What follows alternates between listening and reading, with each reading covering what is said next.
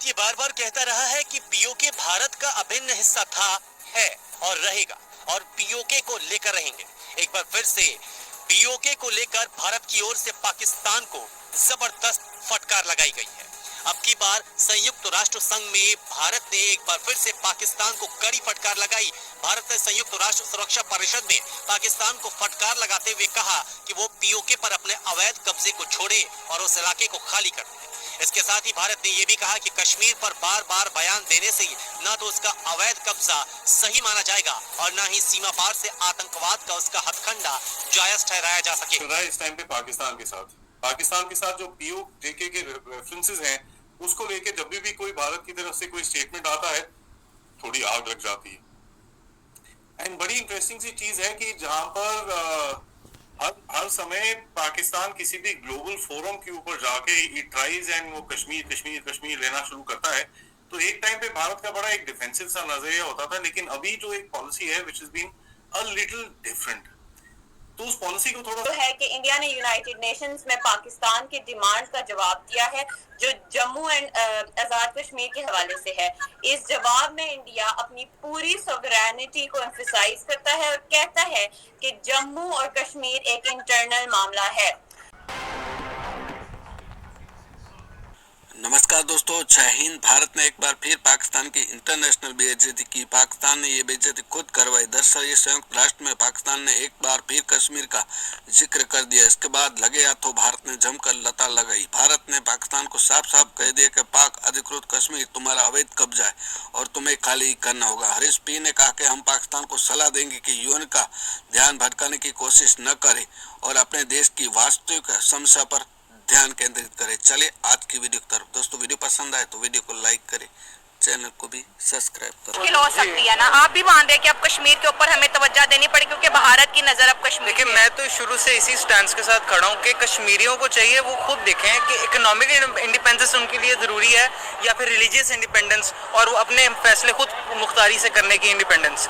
India ने शुरू से 1947 से मुसलमानों को इसी तरह डिफरेंट किस्म के हथकंडों में डाला। अगर हथकंडों में डाला होता तो 20 करोड़ पॉपुलेशन कैसे होगी। और मैं तो कहती हूँ कि अगर इंडिया के मुसलमानों पर वहाँ पर जुल्म हो रहा है तो पाकिस्तान तो बना ही मुसलमानों के लिए। आज तक कोई 10,000 मुस्लिम फैमिलीज पाकिस्तान नहीं आई, क्या वजह है? बात ये कि 1980 में कई मुस्लिम फैमिली इंडिया से पाकिस्तान हिजरत की थी और आजकल के दौर में ऐसा जरा मुश्किल है काम। हाँ। तो लेकिन बात ये कि अगर आप देखें वीडियो और डिफरेंट किस्म की चीजें तो आपको मिल जाएगा कि वहाँ पे भी डिफरेंट किस्म के लेवल्स पे मुसलमानों के साथ डिस्क्रिमिनेशन होती है। तो जहाँ पे हिंदुओं के साथ क्या नहीं हो रही, यहाँ पे भी होती है। तो दोनों तरफ हो रही है ना, लेकिन जंग इकोनॉमी की है सर।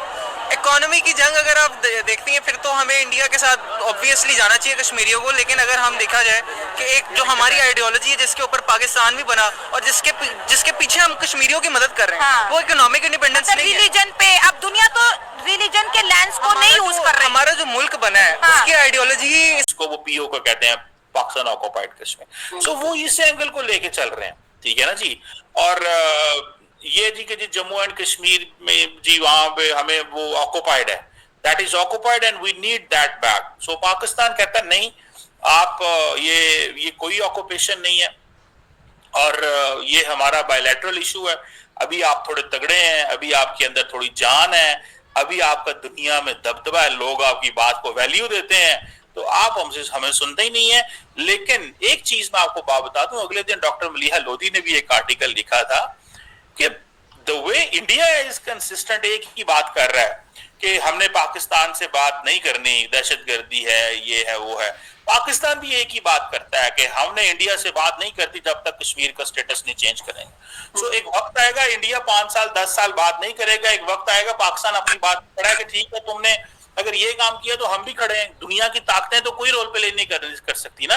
देखिए अमेरिका, बरतानिया, यूरोपियन यूनियन, कोई इंडिया को नहीं कह सकता। एक वक्त था सबको कहते थे टेबल पे बैठो। आज इंडिया का डिप्लोमेटिक, पॉलिटिकल, इकोनॉमिक क्लाउड इतना बढ़ गया है कि कोई मुल्क उनको नहीं कह सकता कि आप टेबल पे बैठे। और पाकिस्तान जाहिर बात है देख रहा है कि इंडिया इस वक्त हमसे बात नहीं करना चाहता और हमसे जो है वो उल्टा हमें जो है वो ये कहता है कि ये हमारा इंटरनल मसला है। So it's a very very delicate चीज है। सो यूएन में इंडिया को रिस्पॉन्ड तो करना पड़ता है।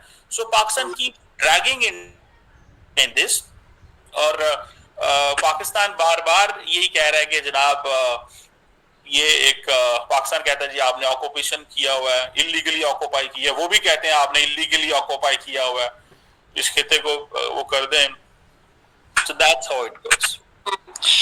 जी चीमा साहब, जैसे हमने देखा कि इंडिया ने भी अपने जवाब में जम्मू और कश्मीर को एक इंटरनल मामला कहा, जैसे आपने बताया, तो आपके मुताबिक जो है ये जो यूएन स्टेटमेंट के जरिए जिसमें इंडिया ने जम्मू एंड कश्मीर को एक इंटरनल मामला बताया है, इससे दोनों मुल्कों के दरमियान और क्या असरात हो सकते हैं? ऑलरेडी तो काफी खराब है, तो इससे क्या कोई और असरात हो सकते हैं?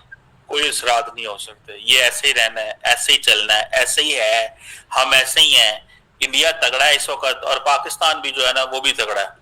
पाकिस्तान कहता है जी हमने भी आपकी नहीं सुननी, इन जैसे ही। फिर तो ये मामला थोड़े से है ना ये स्टैंड स्टिल हैं और पाकिस्तान भी खड़ा हुआ अपनी बात पे। पाकिस्तान कह रहा है कि ठीक है बात ना करो, हम कौन सा कारोबार कर रहे हैं अगर आप नहीं ना कारोबार कर रहे।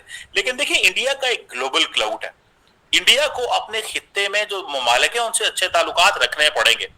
इंडिया की एफर्ट अभी तक कोशिश ये रही है पाकिस्तान को सिंगल आउट करो, सिंगल आउट करो, टारगेट करो, दहशतगर्दी का लेबल लगाओ और वो करो। पाकिस्तान जो है वो क्या करता है, पाकिस्तान बोलते कोई नहीं, लीडरशिप साइलेंट है, मुंह में इनके मैं खामोशी के ताले लगे हुए हैं इनके ऊपर, वो कुछ भी नहीं बोलेंगे भारत के बारे में। पता नहीं क्यों नहीं बोलते, ये क्या मसला है? मैं तो इनकी खामोशी मुझे समझ नहीं आती। और इंडिया बोलता है, दिल्ली बोलता है और वो कहते हैं यही है, हमें पाकिस्तान की परवाह नहीं है, हमारे स्ट्रेटेजिक कैलकुलस में पाकिस्तान नहीं किया आता। दिल्ली पाकिस्तान का जिक्र करते हैं, राजनाथ सिंह साहब, डॉक्टर जयशंकर साहब, कोई ना कोई और लीडरशिप पाकिस्तान का जिक्र करना है, उनकी डिफेंस पॉलिसी, डिफेंस प्रोक्योरमेंट। अगले दिन जो हम बात कर रहे थे जो $5400 $6.2 बिलियन की डिफेंस प्रोक्योरमेंट कर रहे हैं, उसमें भी जो टैंक लिए जा रहे हैं वो पाकिस्तान के लिए लिए जा रहे हैं। लेकिन कह रहे हैं हम पाकिस्तान का जिक्र नहीं करेंगे, हमारा मंजिल चाइना है। अमेरिका को कहते हैं हमारी मंजिल चाइना है, डोमेस्टिकली कहते हैं हमें पाकिस्तान से खतरा है, ठीक है जी। सो हमें टू फ्रंट वॉर से खतरा है, लेकिन इंटरनेशनली अब चाइना बताते हैं। So that is how they play it up. लेकिन जो इंडिया को इमीडिएट खतरा है वो जारी बात है पाकिस्तान से और पाकिस्तान को इंडिया से, क्योंकि China is not interested to get into any conflict with Indian. China का मेजर फोकस बिजनेस होता है, हमारा कारोबार है कोई नहीं, ना हम कारोबार करते हैं, ना हम बिजनेस पे यकीन रखते हैं, ना हमसे बिजनेस होता है। तो हम तो लड़ने पे यकीन रखते हैं, हमने तो आज तक इसी पे काम किया है। ये हमारी बेवकूफियां हैं कि हमें इंडिया के साथ इकोनॉमिक टाइज बहुत अच्छे कर देने चाहिए थे। आज नरेंद्र मोदी साहब चाइना के हवाले से एक लफ्ज नहीं बोलते, तो पाकिस्तान के हवाले से भी नाम बोलते।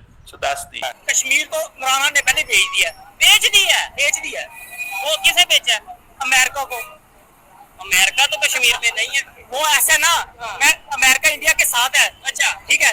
और इमरान खान और जनरल बाजवा जो है वो गए थे अमेरिका, अच्छा ठीक है।